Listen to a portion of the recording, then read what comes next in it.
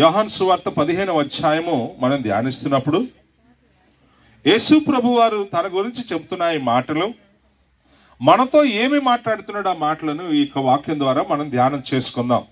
1 నుండి 8 వచనాలు ఏం చెప్పబడుతున్నాయి? నేను నిజమైన ద్రాక్షావల్లిని, నా తండ్రి వ్యవసాయకుడు, నాలో ఫలింపని ప్రతి తీగను ఆయన తీసి పారవేయును. ఫలించు ప్రతి తీగ మరి ఎక్కువగా ఫలింపవలనని దానిలోని పనికిరాని తీగలను తీసివేయును. నేను మీతో చెప్పిన మాటను బట్టి మీరు ఇప్పుడు పవిత్రులై ఉన్నారు. దేవునికి స్తోత్రం కలుగును గాక. నా యందు నిలిచి ఉండుడి, మీ యందు నేనును నిలిచి ఉండును. తీగె ద్రాక్షావల్లిలో నిలిచి ఉంటేనే గాని తనంతట తానే ఎలాగూ ఫలింపదో, అలాగే నా యందు నిలిచి ఉంటేనే గాని మీరు ఫలింపరు. ద్రాక్షావల్లిని నేను, తీగలు మీరు. ఎవరు నా యందు నిలిచి ఉందురో, నేను ఎవని యందు నిలిచి ఉండునో వాడు బహుగా ఫలించును. నాకు వేరుగా ఉండి మీరేమీ చెయ్యలేరు. ఎవడైనను నా యందు ఫలించి ఉండని ఎడల వాడు తీగ వలె బయట పారవేయబడి ఎండిపోవును. మనుషులు అట్టి వాటిని పోగు చేసి అగ్నిలో పారవేతురు, అవి కాలిపోవును. నా యందు మీరును, మీ యందు నా మాటలను నిలిచి ఉండిన యెడల మీకేది ఇష్టమో అడుగుడి, అది మీకు అనుగ్రహింపబడును. మీరు బహుగా ఫలించుట వలన నా తండ్రి మహిమ పరచబడును. అందువలన మీరు నా శిష్యులు ఏమవుతారటండి? నా శిష్యులు అగుదురు. హల్లెలూయా! ఎంత చక్కని మాటలు. యేసు ప్రభు వారు తన గురించి చెబుతూ, నేను నిజమైనటువంటి ద్రాక్షావల్లిని, మీరు ద్రాక్ష తీగలు. ఆయన ముందుగా సెలవిస్తున్నది ఏంటంటే జాగ్రత్త చెబుతా ఉన్నాడు. ఆయన నాలో ఫలింపని తీగ. ఎవరిలో ఫలింపని తీగటండి? ఆయనలో ఫలించాలని ఆయన కోరుకుంటున్నాడు. కాబట్టి నాలో మీరు ఫలించాలి. నాలో ఉంటేనే మీరు ఫలించగలరు. అందుకని కింద కూడా చెప్పేశాడు, నాకు వేరుగా ఉండి మీరేమీ కూడా చేయలేరు అన్న మాట కూడా ఆయన సెలవిచ్చాడు. కాబట్టి నా యందు ఫలింపని ప్రతి తీగ ఆయన తీసివేస్తున్నాడు. ఇక్కడ జాగ్రత్త గమనించండి. నేను నిజమైన ద్రాక్షవల్లిని, కానీ వ్యవసాయం చేసేవాడు నేను కాదు, నా తండ్రి వ్యవసాయం చేస్తున్నాడు. ఇప్పుడు ఈ పని అంతా, ఈ రక్షణ ప్రణాళిక అంతా చేస్తున్నది ఎవరు అంటే మన పరమ తండ్రి. నన్ను నాటాడు ఈ భూమి మీద. మా సర్వ మానవాళి రక్షణ కొరకు ఆయన నన్ను ఈ భూమి మీద నాటాడు. నాలో ప్రతి ఒక్కరూ అంటుకట్టుబడి ఉండాలని ఆయన కోరుకుని ఫలించని ప్రతి తీగను కూడా ఆయన ఏం చేస్తున్నాడు ఏంటండి? తీసి పారవేయును. ఫలించేవారు ఉన్నారు కదా, ఫలించని తీగలన్నీ తీసేస్తున్నాడట. కానీ ఫలించేవారట ఏం చేస్తున్నాడట? మరి ఎక్కువగా ఫలింపవలనని దానిలోని పనికిరాని తీగలను తీసేస్తున్నాడు. దేవునికి స్తోత్రం కలుగును గాక. ఇక్కడ 2 రకాలైనటువంటి తీగలు కనబడుతున్నాయి. ఎలాంటి తీగలట? పనికి రాని తీగలు, పనికొచ్చేటటువంటి తీగలు. పనికిరాని తీగలే అలాగా ఏ ఫలాలు పండవు. కాబట్టి వాటిని తీసి ఏం చేస్తున్నాడు? పక్కన బారేస్తున్నాడు. ఫలించాలనేటటువంటి ఆశతో ఉన్నటువంటి తీగలు ఉన్నాయి చూసారా, వాటిలోనట కొన్ని పనికిరాని తీగలు ఉన్నాయట. ఇక్కడ జాగ్రత్తగా గమనించండి. 2 రకాలైన పనికిరాని తీగలు. అసలు ఎందుకు పనికిరాని తీగ? ఫలించాలని ఆశపడుతున్నప్పటికీ అందులో ఉన్నటువంటి కొన్ని పనికిరాని తీగలట. దాన్నే మనం ఏమంటామంటే బలహీనతలు అని అంటాం. ఏమంటామండి? బలహీనత. కాబట్టి ఏ తండ్రి అయితే ఈ లోకంలో యేసు అనే రక్షణ వృక్షాన్ని నాటి, ఆ రక్షణ వృక్షం అనే యేసులో నిన్ను నన్ను కూడా అంటుకట్టి, నాయనా నువ్వు ఆయనలోనే ఫలించగలవు, ఈ లోకంలో నీకు శ్రమ, ఈ లోకమంతా కూడా అపవాది యొక్క బంధకాల్లో ఉంది, వాడు ప్రపంచాన్ని మాయ చేసి చేస్తానంటారు, చేయరు. అది చాలు కదా, చేసేవాడిని చేయలేవు. కాబట్టి ఎడు చూసినా సరే అరే ముందు అలాగ అనుకున్నామే, ఇప్పుడు అలాగ లేదే, మనం అవాక్ కావడం తప్ప చేసే పని ఏమీ లేదు. కాబట్టి ఇక్కడ ఫలించాలని ఆశపడే తీగలు ఉన్నాయి, అవి ఫలించాలని ఆశపడుతున్నాయి. ప్రభువా నువ్వు నాకు తోడుంటేనే నేను చేయగలను. కానీ ఇక్కడ పరిస్థితి ఏంటంటే నాలో కొన్ని పనికిరాని తీగలు ఉన్నాయి ప్రభువా, అవి నేను తీసుకోలేకపోతున్నాను, నీవే నాకు సహాయం చేయాలి. హల్లెలూయా. దీన్నే దేవుని మీద ఆధారపడ్డం అని అంటాం. దేవుని మీద ఆధారపడడం అంటే ఏంటి? నా వల్ల కాని పరిస్థితిని నాయన నీవే వచ్చి సాయం చేయాలి ప్రభువా.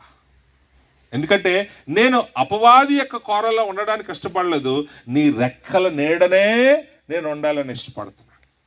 కాబట్టి నాలో ఉన్నటువంటి కొన్ని పనికిరాని తీగల్ని నీవు తీసేస్తే నేను బహుగా ఫలించాలని ఆశతో ఉన్నాను. కాబట్టి అక్కడ ఏమంటున్నాడంటే ఫలించు ప్రతి తీగ మరి ఎక్కువగా ఫలించాలని. ఇప్పుడు ఇక్కడ ఇంకొక విషయం ఏంటంటే, ఇప్పుడు ఫలించాలని నువ్వు ఆశపడుతున్నావు కదా, నువ్వు ఫలించాలని ఆశపడుతున్నా నిన్ను చూసి ఆ దేవాది దేవుడట నువ్వు ఎక్కువగా ఫలించాలని నువ్వు చేసే ప్రార్థనకు వెంటనే జవాబిస్తున్నాడట. హల్లెలూయా. ఓ నాలో కొన్ని బలహీనతలు ఉన్నాయన్నావు కదా, నేను నీకు సహాయం చేస్తా. అందుకనే అడుగుడే మీకు ఇవ్వండి అన్నాడు. దేవుడు ఎంత కృపగలిగినటువంటి దేవుడు అంటే ఆయన మనల్ని విడిచిపెట్టకూడదు. అసలు యేసు ప్రభు వారు పరలోకం ఎందుకు విడిచిపెట్టాలా? తండ్రి యొక్క ఆ ధవళ సింహాసనం మీద ఆయన కుడి పక్కన కూర్చుని సమస్త దేవదూతల వైభవాన్ని ఆయన అనుభవిస్తూ ఉంటే, ఈరోజు నీ నా కొరకు ఈ లోకములకు వచ్చి ఆయన రాసిన శాసనము ఏమిటి? పాపం పోవాలంటే పవిత్రమైన రక్తం చిందించబడాలి. ఆ రక్తము ఈ భూమి మీద ఎవడి వల్ల ఎవడి దగ్గర లేదు. ఆయన రాసింది మనమేగా. ఏమన్నాడు ఆయన? రాసింది మనమేగా. ఎవరు వెళ్తారు? వెంటనే యేసుప్రభు అన్నాడు, నేను వెళ్తానయ్యా. హల్లెలూయా. భూమి మీద పరిశుద్ధుల రక్తం లేదు, మరి రాసింది మనమే. ఏం చెయ్యాలి? నేను వెళ్తాను తండ్రిని. ఆయన ఈ లోకానికి వచ్చి ఆ పరలోక వైభవం ఎవరు కూడా విడిచిపెట్టుకోలేరు. ఈ రోజు నీవు నేను కాంక్షిస్తున్నటువంటి ఆ పరలోక రాజ్యం యొక్క మహిమను నీకు నాకు తెలియచేయడానికి, ఏ మహిమనైతే మనం పోగొట్టుకున్నావో ఆ మహిమను తిరిగి నీకు నాకు ఇవ్వడానికి, అయితే ఆ మహిమ నీవు నేను పొందుకోవాలంటే దానికి మూల్యం చెల్లించుకోవాలి. పాపముల చేత అపరాధముల చేత పనికిరాని తీగలతో అంటు కట్టబడి మనం సరిగ్గా ఫలించలేనటువంటి స్థితి. అంతే కదండి. ముళ్ళ పొదల మధ్య అది పెరుగుతుందా? పెరగాలని ఆశపడినా అవి ఏం చేస్తున్నాయి? ముళ్ళ పొదలు దాన్ని తొక్కేస్తున్నాయి దాని ఎదుగుదలని. అదే సూచన. ఒక మొక్క ఎదగలేకపోవడానికి కారణం పక్కన ఉన్నటువంటి ముళ్ళ పొదలు దాని ఎదుగుదలను అడ్డేస్తాయి. కాబట్టి అటువంటి స్థితిని చూసినటువంటి మరి దేవాది దేవుడు తన యొక్క ఏకైక కుమారుని లోకానికి పంపించి మన యొక్క బలహీనతలు అనగా పాపము చేత అపరాధము చేత మనం ఏమైపోయినట్టండి, అసలు దేవుని మహిమనే పోగొట్టేసుకున్నాం. కాబట్టి తిరిగి మళ్ళీ దాన్ని ఇవ్వాలండి అంటే ఆ పరిశుద్ధుడే దిగివచ్చి పాపమునకు ఏం చేయాలండి? ప్రాయశ్చిత్తం చేయాలి. ఆ ప్రాయశ్చిత్తం చేయడమే ఆయన కల్వరి సిలువలో నలగగొట్టబడి ఆఖరి రక్తపు బొట్టు కూడా మనందరి కొరకు చిందించి, ఇదిగో మీ కొరకు చిందించుచున్న నా నిబంధన. ఏమిటా నిబంధన రక్తం అంటే? ఆ పరిశుద్ధ రక్తంలో ఎప్పుడైతే మనం కడగబడ్డామో మనము ఆ పవిత్రతకు మారు రూపమైనటువంటి ఆ దేవునితో తిరిగి మళ్ళీ మనము సమాధానము ఎలాగా? నా తండ్రి అని మళ్ళీ మనం ఆయన్ని ధైర్యంగా పిలుచుకునే గొప్ప ధన్యత ఈరోజు యేసుక్రీస్తు వల్ల మనం పొందుకుని ఉన్నాం. హల్లెలూయా. ఆశ ఈరోజు దేవుడు నీ పట్ల నా పట్ల కలిగి ఉన్నాడు. మీరు ఫలించాలని, ఫలించు ప్రతి తీగ మరి ఎక్కువగా ఫలించాలని దానిలోని పనికిరాని తీగలను తీసివేతును. హల్లెలూయా. ఎప్పుడైతే ఈ మాటలను నువ్వు నమ్మి నీ జీవితాన్ని యేసులో అంటుకట్టుకున్నావో, ఇక్కడ అంటున్నాడు కదా, నేను మీతో చెప్పిన మాటను బట్టి మీరు ఇప్పుడు పవిత్రులై ఉన్నారు. పవిత్రులు ఎలాగయ్యాము? నమ్మాము. అవును ప్రభువా, నీవే రక్షకుడువు, నీవే నా పాపం నిమిత్తము ఈ లోకానికి దిగి వచ్చినటువంటి ఏకైక దేవుని కుమారుడివి. నీ రక్తము నన్ను కడిగింది. నీ రక్తము నన్ను ఎక్కడికి తీసుకొచ్చిందండి? తండ్రి చేత నేను బహుగా ఫలించే స్థితికి వచ్చింది. ఆ ఫలింపు నీ వల్లనే. అందుకనే నీ మాటను బట్టే నేను ఇప్పుడు ఏమైనానండి? నమ్మిక ఉంచాను. ఆ నమ్మికే నన్ను పవిత్రునిగా తీర్చింది. దేవునికి స్తోత్రం కలుగును గాక. కాబట్టి ఇక్కడ ఏమంటున్నాడు చూడండి, ఏమంటున్నాడంటే తీగె ద్రాక్షావల్లిలో నిలిచి ఉంటేనే గాని, 4వ వచనం, తనంతట తానే ఎలాగూ ఫలింపదో అలాగే నా యందు నిలిచి ఉంటేనే గాని మీరు ఫలించరు. ఫలించాలన్న ఆశ మనకుంది, కానీ ఏ రకంగా మనం ఫలించాలి, ఏ రకమైనటువంటి ఫలాలు మనం అనుభవించాలి, ఇది ముందు మనకు గురి కలిగి ఉండాలి. ఫలించేస్తాం. ఏం ఫలిస్తాం? మనం ఏం పంటకు వస్తే, ఏ విత్తనం వేస్తే ఆ పంటే కోస్తాం. కాబట్టి అది ఏ రకమై ఉండాలి అనేది ముందు మనకు అవగాహన ఉంటేనే కదా. కళ్ళు మూసుకుని ఏ విత్తనం పడితే ఆ విత్తనం వేసేసి దాని కొరకు నడుము పడిపోయినంత శ్రమ ఎవడు కూడా. కానీ ఫలించాలి, నా చేతికి మంచి పంట రావాలి, దాన్ని నేను అనుభవించాలి అని నేను ముందు అనుకున్నప్పుడే ఏ విత్తనం వేయాలో అది నేను ఆలోచించుకుని వేసి దాని కొరకు నేను శ్రమ పడతా. అవసరమైతే దివారాత్రం కూడా ఒకటి చేసి ఆ పంట నా చేతికి వచ్చడానికి నేను ప్రయాస పడతాను. కాబట్టి ఇక్కడ ఏమంటున్నాడంటే తీగ ద్రాక్షావల్లిలో నిలిచి ఉంటేనే గాని తనంతట తానే ఎలాగూ ఫలింపదో అలాగే నా యందు మీరు నిలిచి ఉంటేనే గాని ఫలింపరు. హల్లెలూయా. ఈరోజు నా యందు మీరు ఉంటే మీరు ఫలిస్తారు అని అంటున్నాడు ఆయన. ఇక్కడ ఇంకో మాట అంటాడు, ద్రాక్షావల్లిని నేను, తీగలు మీరు. ఎవడు నా యందు నిలిచి ఉండునో, నేను ఎవని యందు నిలిచి ఉండునో వాడు బహుగా ఫలించును. దేవునికి స్తోత్రం కలుగును కాక. నువ్వు ఫలించాలని ఆశపడుతున్నావు కదా. ఈరోజు యేసు ప్రభువు అంటున్నాడు, నేను ఎవని యందు నిలిచి ఉంటానో, ఎవడు నా యందు నిలిచి ఉంటాడో వారు బహుగా. నీకు ఇచ్చేస్తున్నాడు ఒక గొప్ప వాగ్దానం. నువ్వు ఫలించాలని ఆశపడుతున్నావు, నీ ఫలము నిలిచి ఉండాలని ఆశపడుతున్నావు, ఆ ఫలాన్ని నేను అనుభవించాలని ఆశపడుతున్నావు, నా ఇంటికి వచ్చేవాడికి కూడా నేను ఆ ఫలంలో కొంత పెట్టాలని ఆశపడుతున్నావు. ఇవన్నీ జరగాలి అని అంటే ఆయన అంటున్నాడు ద్రాక్షావల్లిని నేను, తీగలు మీరు. మీరేం చేస్తారంటే ఎవడు నా యందు నిలిచి ఉంటాడో నేను ఎవని యందు నిలిచి ఉంటానో. అనగేటి ఎరువు నాదే పడాలి, వేరే ఎరువు పడితే అది పడదు. నేనే ఆ ఎరువుని మీకు, ఆ ఎరువుని నేనే, ఆ తీగని నేనే. కాబట్టి నా యందు మీరు నిలిచి ఉండండి. నా యందు మీరు నిలిచి ఉంటే నేను మీ యందు నిలిచి ఉంటాను. నేను మీ యందు నిలిచి ఉండడం వల్ల మీరు ఏం చేస్తారో తెలుసా?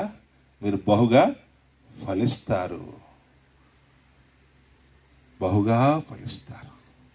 8వ వచనం అంటాడు కదా, మీరు బహుగా ఫలించుట వలన నా తండ్రి మహిమపరచబడు. హల్లెలూయా.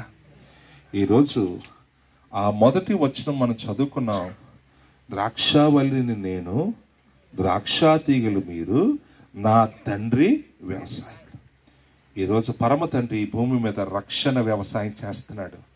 నశించిపోతున్న ఆత్మలను వెదికి రక్షించాలనే ఆశతో తన కుమారుని లోకానికి పంపించి ఆయనను నాటి బీడుపోయినటువంటి బండబారిపోయినటువంటి హృదయాలనే భూముల్ని ఇప్పుడు ఎవరు దున్నుతున్నారట, వ్యవసాయం చేస్తారట? మన పరమ తండ్రి వ్యవసాయం చేస్తాడు. ఎందుకో తెలుసా? ఆయనలో మీరందరూ అంటుకట్టబడి ఆయనలో మీరు ఫలించాలి. ఆ ఫలము కూడా ఎలాగుండాలంటే బహుగా గొప్ప శ్రేష్టమైనది. ఏమంటే మనం తినే మామిడి, ఈరోజు మామిడిలో కూడా భలే రకాలు వచ్చేసినాయి. ఏమండి, మామిడిలో మొట్టమొదటి మంచి రుచి కలిగిన మామిడి పండు ఏది చెప్పండి? బంగినపల్లి. నువ్వు చూడు ఊరు గురించి చెప్పట్లా, మామిడి పండు గురించి అడుగుతున్నా. ఏమిటి? రసాలు. బంగినపల్లి ఫస్ట్ దేనికి ఇచ్చేస్తారు? ఫస్ట్ ప్లేస్ దేనికి ఇస్తారు? రసాలకే. బంగినపల్లి కన్నా ఖరీదైంది ఏదిరా అంటే మామిడి జాతిలో రసాలే. రసం కొనాలంటే మన జేబులో డబ్బులు అయిపోతాయి. బంగినపల్లి అన్నా దొరుకుతుంది, కానీ రసం మాత్రం మనం అనుకున్న రేటుకి దొరకదు. ఎందుకో తెలుసా? ఆ రుచే వేరు. తర్వాత 2వ వరుసలో వస్తుంది బంగినపల్లి, 3వ వరుసలో వస్తుంది ఏంటిది? సువర్ణ రేఖ. కాబట్టి ఇంక తర్వాత ఎన్ని పళ్ళు చెప్పుకుంటే అన్ని పళ్ళు. మొదటి 3 వరుసలు ఏమి నిలిచిపోయినాయండి? రసాలు, బంగినపల్లి. 3వది ఏంటి? సువర్ణ రేఖ. పర్వాలేదు, వాక్యం ఏంటండి. కాబట్టి ఈ ఫలము బహుగా ఫలించాలి. పర్లేదు మేడం, మీరు ఉంచుకోండి, నాకేం ప్రాబ్లం. ఈ ఫలము ఎలాంటి ఫలం అంటే శ్రేష్టమైనది. అసలు మనం కష్టపడేది కూడా ఏం పుట్టడం మళ్ళీ. కాబట్టి ఇప్పుడు తండ్రి వ్యవసాయం చేస్తున్నాడు కదా, ఆయన ఏం కోరుకుంటున్నాడు? మంచి ఫలాలు. అవి ఎవరు అనుభవించాలని ఆశపడుతున్నాడు? పరమ తండ్రే. మన యొక్క రుచికరమైనటువంటి స్థితిని ఎవరు అనుభవించాలని ఆశపడుతున్నాడండి? పరమ తండ్రి ఆశపడుతున్నాడు. దాని కొరకు యేసుప్రభు అంటున్నాడు, నా యందు మీరు నిలిచి ఉండండి, మీ యందు నేను మీకు నిలిచి ఉండి నేను మీకు తోడే. అందుకని ఇమ్మానుయేలు దేవుడు అన్నారు ఆయన. ఇమ్మానుయేలు అనగా దేవుడు మనకు తోడు. కాబట్టి నువ్వు ఫలించాలని ఆశపడుతున్నావు కాబట్టి నువ్వు నా యందు నిలిచి ఉండు, నేను నీ యందు నిలిచి ఉండి నీకు తోడేయండి, నేను నీకు సహాయం చేస్తాను. మీరేమంటున్నాడంటే మీరు బహుగా ఫలించుట వలన ఏం చేస్తారటండి? బహుగా ఫలించుట వలన ఎవరు మహిమపరచబడతారటండి? నా తండ్రి మహిమపరచబడతాడు. హల్లెలూయా. అందుకని ఇక్కడ ఏమంటున్నాడు? ఎవడైనను నా యందు నిలిచి ఉండని ఎడల వాడు తీగ వలె బయట పారవేయబడి ఎండిపోను, మనుషులు వాటిని పోగు చేసి అగ్నిలో పారవేతున్నారు. కాబట్టి నా ప్రియమైన దేవుని బిడ్డలారా, ఈ సమయంలో దేవుడు ముందుగానే చెప్పేస్తున్నాడు, ఎవడైతే నా యందు నిలిచి ఉండడో మరి వాడి తీగ బలహీనమే, అది ఎండిపోవడానికి తప్ప ఇంక వేరే లేదు. ఎందుకంటే పక్కన రెడీగా ఉన్నాడు కదా నేను దోచుకోవడానికి. నువ్వు వెళ్ళి వాడి చేతిలో పడతానంటే నేనేం చేయలేను. ఆయన తన 2 చేతులు చేర్చి ఏమంటాడండి? శాశ్వతమైన ప్రేమతో నేను మిమ్మల్ని ప్రేమిస్తున్నాను. నేను ఇర్మియా గ్రంథంలో 33 అధ్యాయంలో ఎంత చక్కని మాట రాస్తాడు. శాశ్వతమైన ప్రేమతో నేను మిమ్మల్ని ప్రేమిస్తున్నాను గనుక మిమ్మల్ని విడువక మీ ఎడల నా కృపను కనపరుస్తున్నాను. హల్లెలూయా. దేవుడు వ్యవసాయం చేస్తున్నాడంటే ఎంత గొప్ప అర్థం ఉంది ఇందులో. ఎందుకు ఆయన వ్యవసాయం చేస్తున్నాడంటే శాశ్వతమైన ప్రేమతో ఆయన మనలను ప్రేమిస్తున్నాడు. కనుక మనము ఎంత ఘోరమైనటువంటి పాప స్థితిలో ఉన్నా సరే ఆయన మనల్ని ప్రేమతో పిలుస్తున్నాడు. రండి రండి, నేను మీ పాపములను మీ జీవితాలను ఆయన రక్తాలు కడిగివేసి మిమ్మల్ని పరిశుద్ధమైనటువంటి పావురాలుగా నేను మార్చేస్తాను. ఇప్పుడు మనం ఫలించాలని కదా కోరుకుంటాం. అయితే నా యందుండే తప్ప మీరు ఫలించరు. ఎందుకంటే ఆయన యందుంటే మనం ఏ రకాలైనటువంటి ఫలాలు ఫలిస్తాం. హల్లెలూయా. ఆయన యందుంటే మనం ఏ రకాలైన ఫలాలు ఫలిస్తాం. అసలు ఆయన మనలను ఎందుకు ఫలించాలని కోరుకుంటున్నాడు? బహుగా ఫలించాలని కోరుకుంటున్నాడు. ఆ ఫలము నిలిచి ఉండాలని కోరుకుంటున్నాడు. ఆ ఫలము పనికొచ్చేదిగా ఉండాలని కోరుకుంటున్నాడు. ఆ ఫలము బహు రుచికరమైనదిగా నీవు అనుభవించాలి, నీ పిల్లలు అనుభవించాలి. నిన్ను బట్టి నీ పొరుగువాడి కూడా దాని రుచి, అబ్బా ఎంత శ్రేష్టంగా ఉందమ్మా అని నీ పొరుగువాడు కూడా దాని రుచి ఎరిగి. అందుకనే యేసయ్య సువార్తను ఎందుకు ప్రకటించమని అంటే నశించిపోతున్న నీ పొరుగువాడిని కూడా నువ్వు రక్షించాల్సిన బాధ్యత నీకుందమ్మా అని యేసయ్య తెలియజేస్తా ఉన్నాడు. కాబట్టి మనము ఏం చెయ్యాలి అని అంటే ఇక్కడ చూడండి ఎలా ఫలించాలి అని అంటే అపోస్తుల కార్యములో ఆ 2వ అధ్యాయంలో కనబడుతూ ఉంటుంది. ఒక్కసారి అపోస్తుల కార్యములకు వెళదాము. అపోస్తుల కార్యములకు వెళ్తే అక్కడ మరి పేతురు గారు ప్రకటించినటువంటి ఆ మొట్టమొదటి సువర్తమానాన్ని మనం చూసినప్పుడు 2వ అధ్యాయం 38వ వచనం అంటాడు, పేతురు గారు ఏమంటున్నారంటే మీరు మారు మనస్సు పొంది పాప క్షమాపణ నిమిత్తము ప్రతివాడు యేసుక్రీస్తు నామమున బాప్తిస్మము పొందుడి, అప్పుడు మీరు పరిశుద్ధాత్మ అను వరము పొందుతారు. కాబట్టి మనం ఫలించాలి అని అంటే మొట్టమొదటి ఏం చెయ్యాలండి? మరి విత్తనం వేసేయాలంటే దున్నకుండా వేస్తున్నారా, దున్నేస్తున్నారా? చెప్పండి. రైతే ఆయన వ్యవసాయం చేస్తున్నాడని ఇప్పుడే చెప్పారుగా. భూమి దున్నకుండా ఎవరు కూడా విత్తనము వేయరు. అది దున్నబడాలి. నాగలి యొక్క ముని కొన అది భూమిలో దిగి ఆ కిందనున్నటువంటి మట్టిని ఆ కొనతో పెళ్ళగిస్తే లోపల ఉన్న మట్టి బయటకు వస్తే తప్ప పైన ఎండిపోయిన స్థితిని లోపల ఉన్నటువంటి చెమ్మ పైకి వచ్చి ఎండిపోయిన దాన్ని మళ్ళీ తిరిగి జీవంలో నడిపిస్తుంది. హల్లెలూయా. అందుకనే మనము దున్ని అప్పుడు మనం విత్తనాలు వేస్తాం. కాబట్టి ఇక్కడ ఏమంటున్నాడు, మారు మనస్సునకు తగిన ఫలాలు ఈరోజు మనము ఫలించాలి. నీవు దున్నబడాలి. నువ్వు దున్నబడకుండా నువ్వు ఎండిన నేల మీద చప్పడి నేల మీద నువ్వు విత్తనాలు వేసుకుని పోతే అది లోపలికి ఎప్పుడు వెళ్తుంది, ఎప్పుడు అది జీవం పోసుకుంటుంది, ఎప్పుడు అది పెద్ద అవుతుంది, ఎప్పుడు అది పండుతుంది. నీ కష్టమంతా ఎక్కడ పోతుంది? నువ్వు దున్ననేటువంటి భూమి మీద వేస్తే కాకులు పెట్లో వచ్చి వాటిని ఎత్తుకుపోతాయి. కాబట్టి ఇప్పుడు ఏమంటున్నాడంటే నువ్వు ఫలించాలని దేవుడు కోరుకుంటున్నాడు. ఆ ఫలము నిలిచి ఉండాలని దేవుడు కోరుకుంటున్నాడు. నువ్వు బహుగా ఫలించాలి. ఎలా ఫలించాలంటే రుచికరమైనటువంటి ఫలించాలి, శ్రేష్టమైనవి ఫలించాలి. కాబట్టి నువ్వు ఫలించాలని ఆశపడుతున్నావు. కాబట్టి నీళ్ళు పనికిరాని తీగలు ఉన్నాయని నువ్వు బాధపడుతున్నావు కదా, నేను నీకు సహాయం చేస్తున్నావు. కాబట్టి ఎలాగా పనికిరాని తీగను ఆయన పక్కన పడేస్తున్నాడు, కానీ ఫలించాలనుకునే తీగలో ఉన్న బలహీనతలను ఆయనే సహాయం చేస్తున్నాడు. అందుకనే అపోస్తలుడు పౌలు గారు ఏం చెప్తాడంటే రోమా సంఘానికి, ఇంకనూ మనము బలహీనమై ఉంటుండగానే ఆయన మన కొరకు చనిపోయిన. హల్లెలూయా. ఆయన చనిపోకపోతే ఈరోజు ఆయన పొందిన దెబ్బల ద్వారా రక్తము కారి ఉండకపోతే, ఆయన బలిగా అర్పించబడి ఉండకపోతే ఈరోజు మనకు విడుదల లేదు. ఫలింపుట అనే మాటకు అర్థమే లేదు. మనము ఫలించాలంటే ఆ పరిశుద్ధ రక్తము మనం విత్తిన ఆ మంచి హృదయం అనే విత్తనం మీద చల్లబడాలి. హల్లెలూయా. విత్తనాలంటే ఆయన మాట, భూమి అంటే మన హృదయము. దున్నబడినప్పుడు ఆ విత్తనం పడినప్పుడు మనం వేసే నీరుని చూసారా, ఆ నీరు తగిలితే అది ఏం పోసుకుంటుంది, జీవం పోసుకుంటుంది. కాబట్టి ఆయన రక్తము మన హృదయం మీద ప్రోక్షింపబడితేనే తప్ప మనము జీవం పోసుకొని ఫలించాలి. కాబట్టి ఈరోజు ఆయన ఏం కోరుకుంటున్నాడంటే మీరు మారు మనసు పొందుకి దానికి తగినటువంటి ఫలాలు మీరు ఫలించాలి. ఏం చేయాలి? మీరు బాప్తిజం తీసుకోవాలి. మీరు బాప్తిజం తీసుకుంటే మీకు ఎవరు సహాయం చేస్తారండి? పరిశుద్ధాత్మ దేవుడు మీకు తోడే ఉంటాడు. పరిశుద్ధాత్మ అనే వరము మీరు పొందుకుంటారు. కాబట్టి మనము మారు మనసులకు తగిన ఫలాలు ఫలించాలి. ఆ ఫలాలు ఎలాంటి ఫలాలట చూడండి. ఎఫెసీయులకు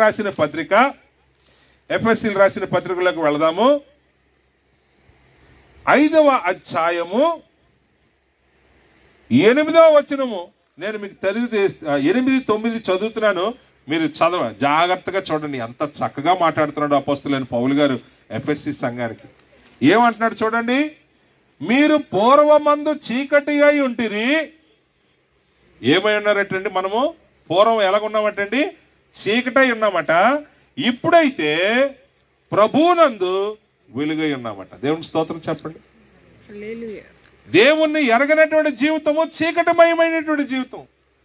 చీకటి పాపానికి సూచిస్తుంది. కానీ ఇప్పుడైతే నీవు క్రీస్తుని నీ రక్షకుడిగా అంగీకరించి ఆయన యొక్క రక్షణ నువ్వు పొందుకున్నావో బాప్తిసం ద్వారా, ఆయనే రక్షకుడని నువ్వు నోటితో ఒప్పుకొని నీ పాపములు విడిచిపెట్టి ప్రభుకు నీకు అప్పగించుకున్నావో అప్పుడట ఇప్పుడు మనం ప్రభునందు ఏమన్నాటండి?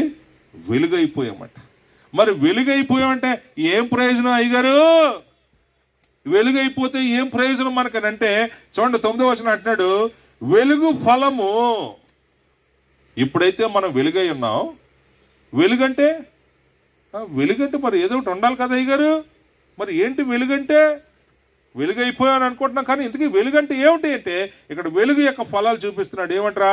సమస్త విధములైన మంచితనము, నీతి, సత్యము అని వాటిలో కనబడుచున్నది. హల్లెలూయా. వెలుగు యొక్క ఫలం ఏమిటండి? సమస్త విధములైన మంచితనం. ఒకప్పుడు నన్ను కానీ చాలాసార్లు కోపం తట్టుకోలేక నేను కానీ అదే పాత అయి ఉంటే ఈ పాటికే నీ సంగతి తేల్చుద్దును. ఇది అనుకోకుండా ఎక్కడో దగ్గర ఆవేశంలో. కానీ ఇప్పుడైతే నేను ఆ వ్యక్తిని కాదు. ఆ వ్యక్తి ఎప్పుడో చచ్చిపోయాడు. ఇప్పుడు నువ్వు చూస్తున్నవాడు వాడు కాడు. ఇప్పుడు నువ్వు చూస్తున్నవాడు ప్రభు అయిన యేసు క్రీస్తులో ఒక నూతన జీవితాన్ని పొందుకుంటున్నవాడు. ఆయన నా కోసం తన ప్రాణం పెట్టాడు. ఎంత మంచివాడు. కాబట్టి ఆ మంచితనం నేను ఈరోజు సంపాదించుకున్నాను. రెండోది, ఆయన నీతిని బోధించాడు. ఆ నీతి ఏంటంటే ఆయన చెప్పిన మాటే నీతి. నేను పరిశుద్ధులు కనుక మీరు పరిశుద్ధులై ఉండాలి. నేను నీతిమంతుని కాబట్టి మీరు నీతిమంతులై ఉండాలి. అందుకనే ఆ వెలుగు ఫలమైనటువంటి మంచితనము, నీతి, రెండోది మూడోది ఏమంటున్నాడు? సత్యము. సత్యము అని అనగా ఒకటి అంటున్నాడు, నేనే మార్గము, నేనే సత్యము, నేనే జీవము, నా ద్వారా తప్ప ఎవడు పరలోకానికి వెళ్ళండి. కాబట్టి మనం ఇప్పుడు ఏ ఫలాలు ఫలించాలటండి? వెలుగు ఫలములు మనము ఫలించాలి. అనగా మంచితనము, దేవుని యొక్క నీతి, దేవుని యొక్క సత్యము, బైబుల్లో ఆయన ఏం సెలవిస్తున్నాడో అవన్నీ కూడా మనము వాటి యొక్క అర్థముగా మారిపోవాలట. దేవునికి స్తోత్రం కలుగును గాక. కాబట్టి ఈరోజు నిన్ను నన్ను కూడా ఆయన ఏం ఫలించాలని కోరుకుంటున్నాడంటే నువ్వు వెలుగు ఫలాలు ఫలించాలి.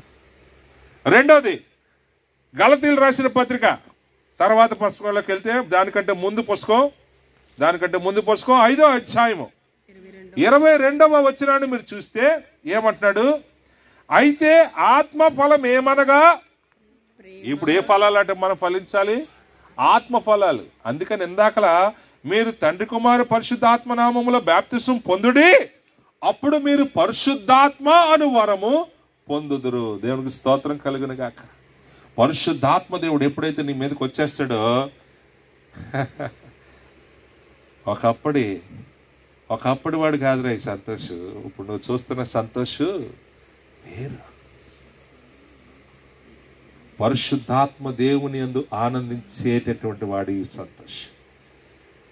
నా దేవుడు నా కొరకు చేసిన ఆ బలియాగాన్ని ఈ గుండెల్లో, ఆ హృదయం అని మీద ఆయన రక్తంతో రాసిపెట్టాడు. నేను మరొకసారి ఆ పాత సంతోషం అవ్వడానికి నేను ఇష్టపడలేదు. నాకు వద్దు ఇంకా. అందుకని పౌలు ఒక సాక్ష్యం చెప్తున్నాడు, ఎక్కడో జీవించేవాడు నేను కాదు, నా యేసే నాలో నన్ను జీవింపచేస్తున్నాడు. కాబట్టి ఇప్పుడు నాలో కనబడాల్సింది ఆ సంతోషం కాదు, నాలో కనబడాల్సింది నా యేసయ్య. ఇదిగో ఏ తండ్రి అయితే నన్ను దున్ని నాకు విత్తనం వేసి నాకు ఆయన రక్తాన్ని నా మీద నీరుగా వేసి నేను బహుగా ఫలించాలని కోరుకున్నాడో ఆ సంతోషాన్ని నేను ఇప్పుడు అని చెప్పుకుంటున్నాను. కాబట్టి ఆ ఆత్మ ఫలాలు, పరిశుద్ధాత్మ వరం ఎప్పుడైతే మనం పొందుకుంటామో ఆ ఆత్మ ఫలాలు మనం ఫలిస్తామట. ఆత్మ ఫలాలు ఏమిటంటే ప్రేమ, సంతోషం, సమాధానం, దీర్ఘశాంతం, దయాళత్వం, మంచితనము, విశ్వాసము, సాత్వికము, ఆశా నిగ్రహము. దేవునికి స్తోత్రం కలుగును గాక. ఆత్మ ఫలాలు ఇప్పుడు నువ్వు ఇవన్నీ ఎవరు కలిగి ఉన్నారటండి? ఆయన కలిగి ఉన్నాడు. ఆయన కలిగి ఉన్న వాటన్నిటిని ఈరోజు నువ్వు నేను కలిగి ఉండాలి. ఆయన ఆశపడుతున్నాడు. ఈరోజు వెలుగు ఫలాలు ఫలించాలి. మనం ఆత్మ ఫలాలైన ప్రేమ, సంతోషం, సమాధానము, ఏంటండి దీర్ఘశాంతము, ఆశా నిగ్రహము, ఏంటి మంచితనము, విశ్వాసము, సాత్వికము, దయాళుత్వము, వీటిని మనము కలిగి ఉండాలని కోరుకుంటున్నాను. దేవునికి స్తోత్రం కలుగును గాక. మారు మనస్సునకు తగిన ఫలాలు పొందాలి. పాతవి గతించిపోయి ఇప్పుడు సమస్తము కొత్త పంట. రెండోది వెలుగు ఫలాలు ఫలించాలి. ఏమిట్రా అంటే మంచితనము, నీతి, సత్యము వాటిలో కనబడుతుంది. మూడోది ఆత్మ ఫలాలు మనం ఫలించాలి. రెండోది నాలుగవది ఏంట్రా అంటే జీవ వృక్ష ఫలాలు మనము అనుభవించాలి. ఆ జీవ వృక్ష ఫలాలు మనము అనుభవించాలి. అందుకని చూడండి, ప్రకటన గ్రంథంలోకి వెళ్ళిపోదాం. ఆఖరి పుస్తకంలో అక్కడ ఒక చక్కని మాట మీకు తెలియచేయబడుతుంది. 22వ అధ్యాయము ఆ 2వ వచనాన్ని నేను మీకు చూపిస్తాను. ప్రకటన గ్రంథము ఆఖరి 22వ అధ్యాయం ముందు అధ్యాయము 21వ అధ్యాయం 2వ వచనం చూడండి. హిజీ చూడు, మంచి వాక్యం అది. ప్రకటన గ్రంథము 21వ అధ్యాయం 2వ వచనం ఏమంటున్నాడు చూడండి. ఆ పట్టణపు రాజ వీధి మధ్యను ప్రవహించుట ఆ దూత నాకు చూపెను. ఆ నది యొక్క ఏవలను ఆవలను ఏముందటండి? జీవవృక్షం ఉండెను. జాగ్రత్తగా చూసారా? పరలోకంలో యోహానికి చూపిస్తున్నాడు. ఏం చూపిస్తున్నాడు అంటే, స్ఫటికము వలె మెరియునట్టి జీవ జలముల నది దేవుని యొక్క గొర్రెపిల్ల యొక్కయు సింహాసనము నద్దు నుండి అక్కడ మొదలవుతుందట. గోదావరి ఎక్కడ ఉందటండి? పుట్టింది గంగోత్రిలో పుట్టింది అని అంటారు. అక్కడనే నాసిక్, గంగోత్రి అనే ప్రాంతం నాసిక్లో ఉంది. అక్కడ పుట్టి అలాగ పారుకుంటూ పాపికొండ మీద నుంచి అలా మన ఆంధ్రాలోకి వస్తుందని మనం చెప్పుకుంటాం. కాబట్టి ఈ జీవజల నదట స్ఫటికము వలె మెరుగినట్టి జీవ జనముల నది దేవుని యొక్కయు గొర్రెపిల్ల యొక్కయు సింహాసనము నొద్దనండి. అనగా ఆయనే జీవజలమై ఉన్నాడు కాబట్టి ఆయన యొద్ద నుండి ప్రారంభమయ్యి ఏమవుతుంది ఏంటండి? ఆ పట్టణపు రాజవీధి మధ్యను ప్రవహించుట ఆ దూత నాకు చూపాను. ఆ నది యొక్క ఆవల ఏమున్నదటండి? చెప్పండి, ఏముంది అక్కడ? ఏముంది? ప్రతిభ జీవ వృక్షముండెను. ఏముందటండి? జీవించే వృక్షం అట. దానికి చావు లేదట. ఆ జీవ వృక్షం వల్ల ఏమవుతుందట? అది నెలకు ఫలించుచు 12 కాపులు కాయను. ఏం కాతుందటండి? నెలకి ఫలించేస్తుందట. నెలకి ఫలించేస్తుంది. ఇక్కడ ప్రతి నెల ఆగకుండా ఫలించే చెట్ల గురించి చెప్పండి. 2-3. ఒకటి నిమ్మకాయ, నెలలుగా కాస్తూనే ఉంటుందిగా. రెండోది జాంకాయ కూడా కాస్తూనే ఉంటుంది. మూడోది ఒకటి మా ప్రతిభ చెప్పింది ఏంటంటే సపోటా. అది అలా కాస్తూనే ఉంటుంది, నిచ్చికాపు. అలాగట నెలకు 12 నెలలకు కూడా ఏం చేస్తుందటండి? కాపులు కాయను. ఆ వృక్షము యొక్క ఆకులు జనములను స్వస్థపరుచుకై వినియోగించును. దేవునికి స్తోత్రం కలుగును గాక. ఇప్పుడు మనం ఏం ఫలించాలటండి? ఆ జీవ వృక్షము యొక్క ఫలాలు మనమే ఆ జీవవృక్షం. ఇది ఎలా జీవవృక్షం అయిందో తెలుసా? కీర్తనల 1వ అధ్యాయం చూడండి. కీర్తనల 1వ అధ్యాయం అయిపోయింది. కీర్తనల 1వ అధ్యాయం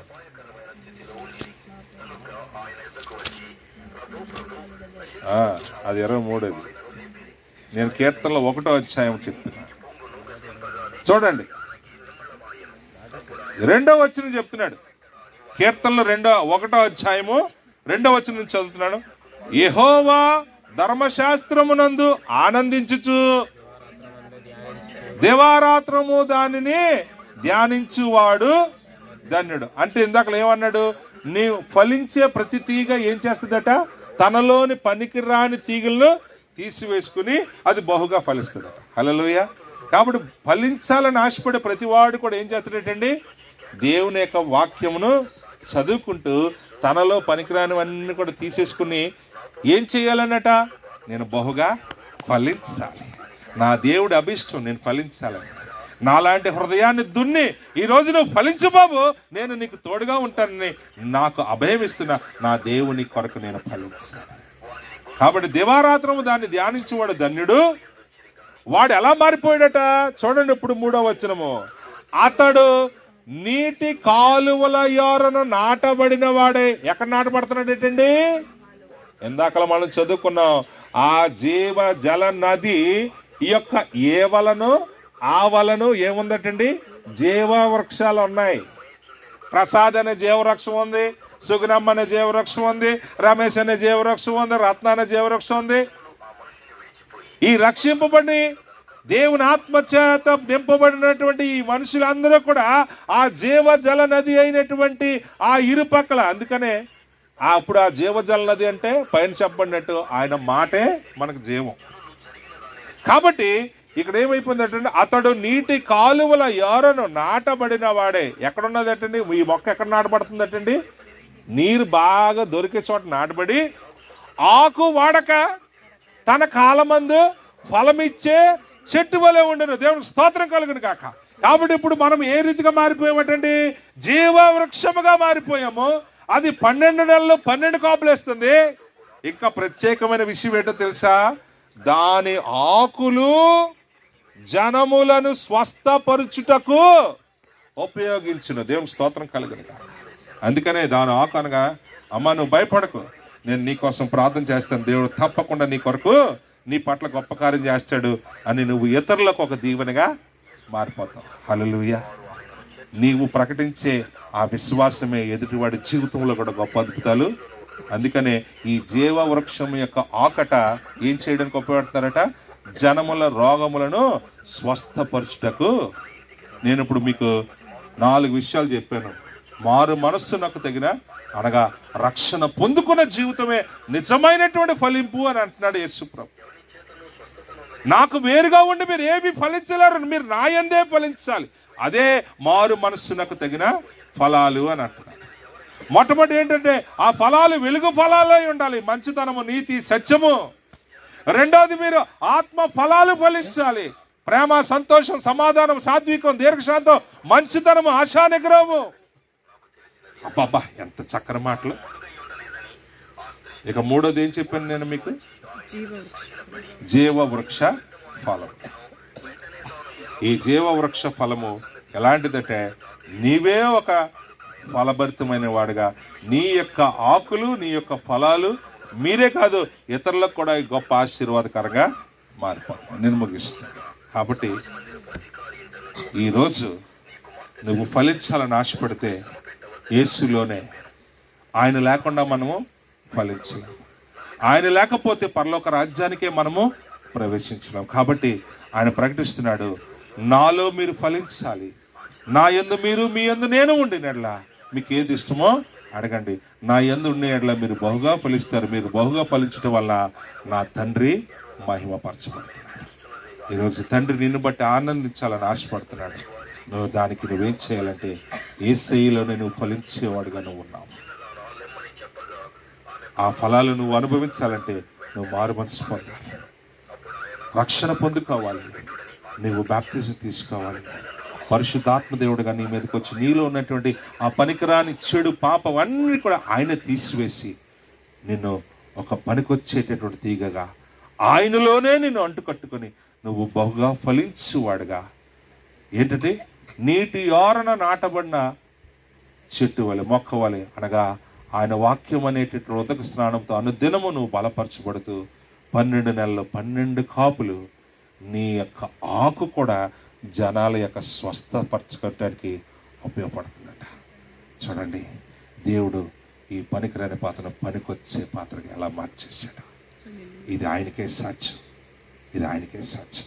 అందుకని అపోస్తులు అయినటువంటి యోహాను, పేతురు, పౌలు, శీల గురించి అన్నారు, వీరు భూలోకాన్ని తలకిందులు చేయడానికి, ఇదిగో భూలోకాన్ని తలకిందులు చేసేవారు వచ్చారు. ఎందుకంటే యేసు నామములో సమస్తము సాధ్యమే, ఆయనకు అసాధ్యమైంది ఏది కూడా లేదు. అందుకని 38 ఏళ్ళు బట్టి ఓచకాళ్ళతో ఒక మూలను పడి అడుక్కుంటున్న వాడికి వెండి బంగారాల మా యొద్ద లేదు, కానీ మాకు కలిగిందే నీకు ఇస్తున్నాం, నజరేయుడైన యేసు నామములో లేచి నిలబడు అని ఎప్పుడైతే ఆయన ప్రకటించాడో, వెంటనే 38 సంవత్సరాల నుండి చచ్చుబడిపోయిన కాళ్ళతో ఆ మందిరం గడప దగ్గర వచ్చి అడుక్కుంటున్నవాడు వెంటనే లేచాడు. దేవునికి స్తోత్రం కలుగునుగా.